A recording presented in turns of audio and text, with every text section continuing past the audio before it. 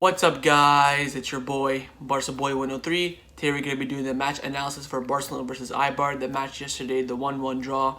Very poor and disappointing result. We're going to go to the match, dissect it, look at some of the match facts, look at some of the post-match quotes from the players and the coach. Before we get into it, make sure you guys smash that like button. Let's try to get to 150 likes on this video. It would be very much appreciated. And of course, hit the subscribe button and let's get into it. Let's start off by looking at the starting lineup for the game. It was Stegen in goal, Araujo, Lenglet, Mingueza, Dest, Jong, Jr. Firpo, Griezmann, Braithwaite, and Pedri. Now, it is the exact same formation that we played against Real Valladolid before the Christmas break.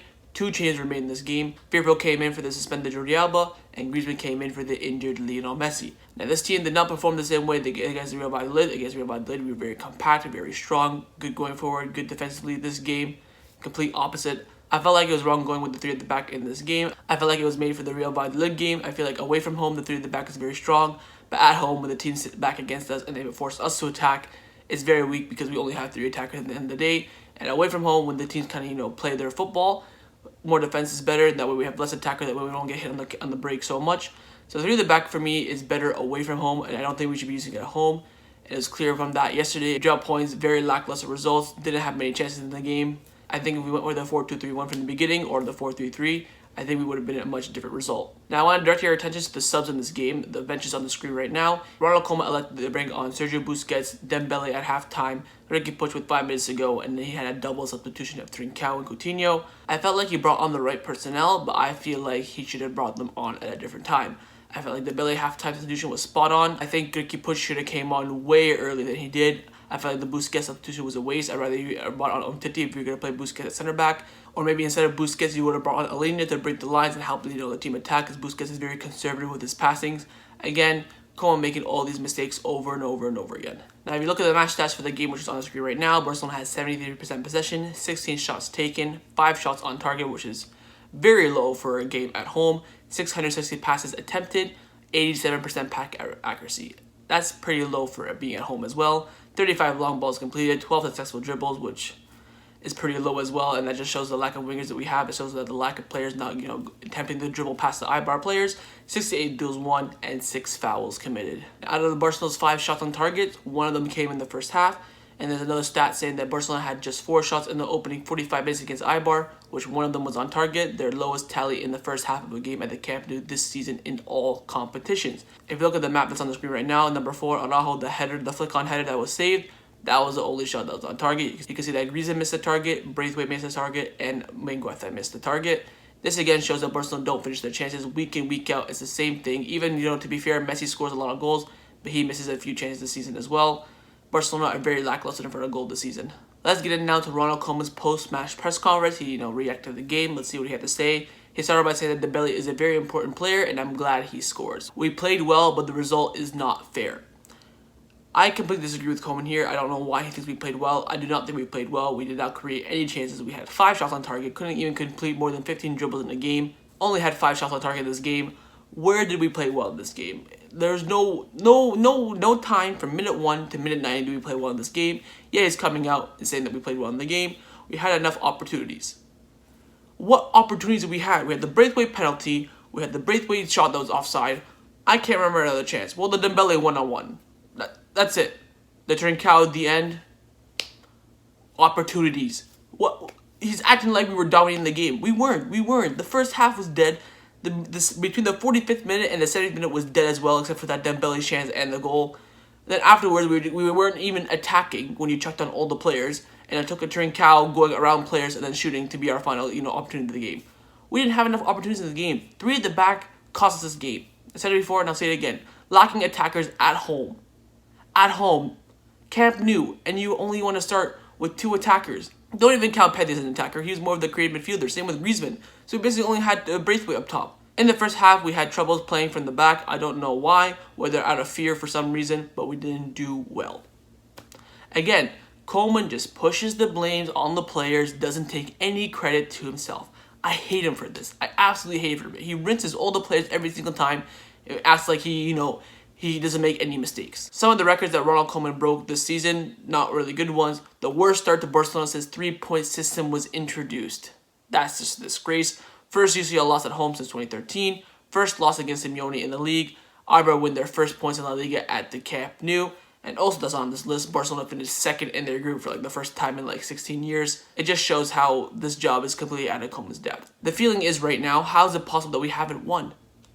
We haven't won because you set up a 3 at the back at home. We didn't win because we only had 5 shots on target. We didn't win because you chose the wrong lineup. We didn't win because you chose the wrong system. Simple as that. Stop pushing the blame on your players again. The penalty, Griezmann had just missed a penalty and Braithwaite had scored one in the Champions League. They have decided. So that clears up the penalty situation. We all wanted, when we were watching the game on my live watch along, a lot of people were saying, why didn't Griezmann take it? Why didn't Puig take it?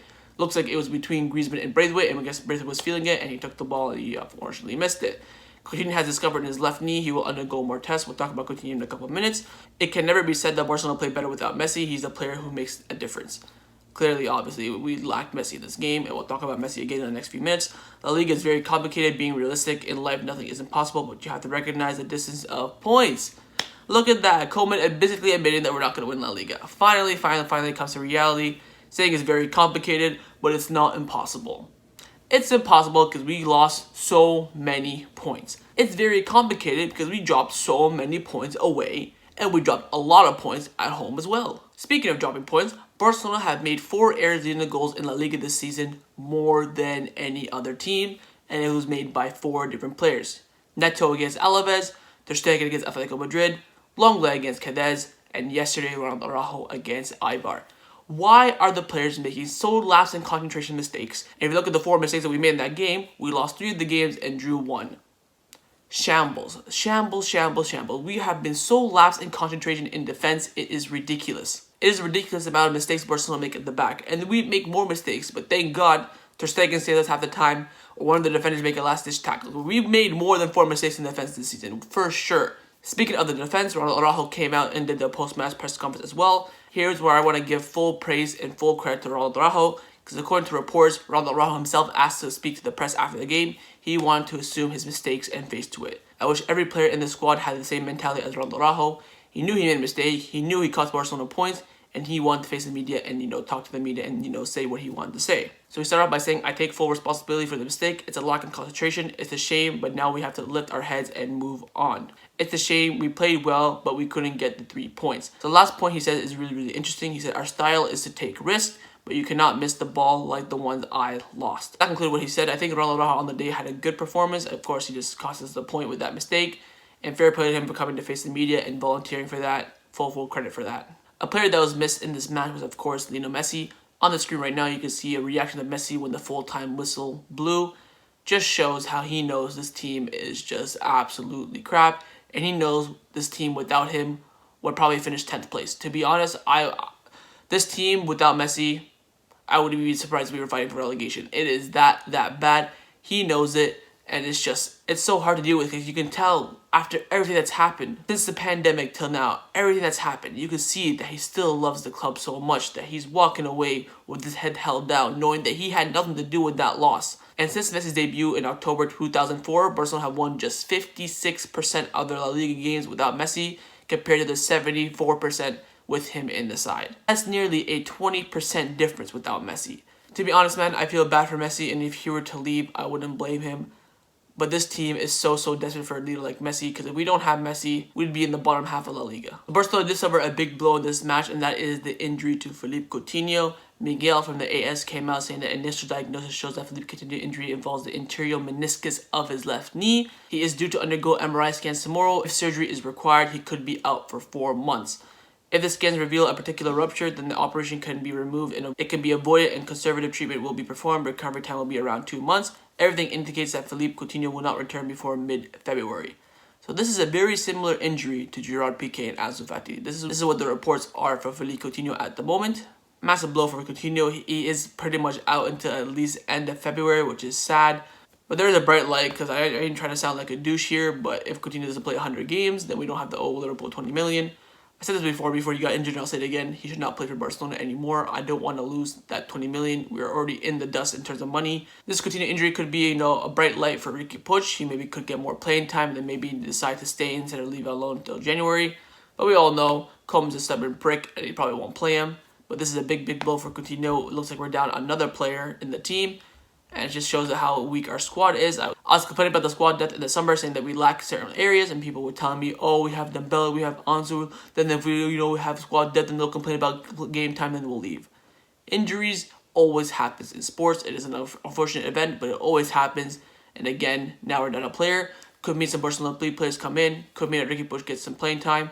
Let's hope and see. So this concludes the match analysis for Barcelona versus Eibar, and it also concludes Barcelona's 2020 year campaign. What a crap year it's been. On the screen right now, you can see a picture done by Barca Boy on Twitter, basically summing up the year. The Super Cup loss to Atletico, Valverde sat, Setien appointed, dropping out in the Copa del Rey against Athletic Bilbao. Champions League crash, Setien being sacked, Messi interviews, Suarez leaving, Bartomeu resigning, Koeman appointed.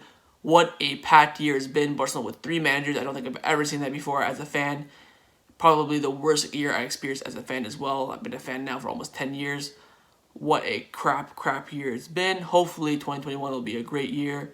Hopefully we won't be, making these crap analysis videos where we're talking about how bad we were. Hopefully we're making a match analysis video where we're showing how good we were. I'm hoping for the best in 2021. Probably won't happen until June. I think from January to June will be hell. Hopefully in June it will be a good turning point. But that concludes this video, guys. Hope you guys enjoyed it. If you did, make sure you leave a like. Let me know your comments down below if you want to elaborate on one of my points that I made, or maybe make a point that I forgot to mention. Let me know down below. I reply to every single comment. And of course, hit that subscribe button, and I'll see you guys next time on the channel. Take care, and Forza Barca.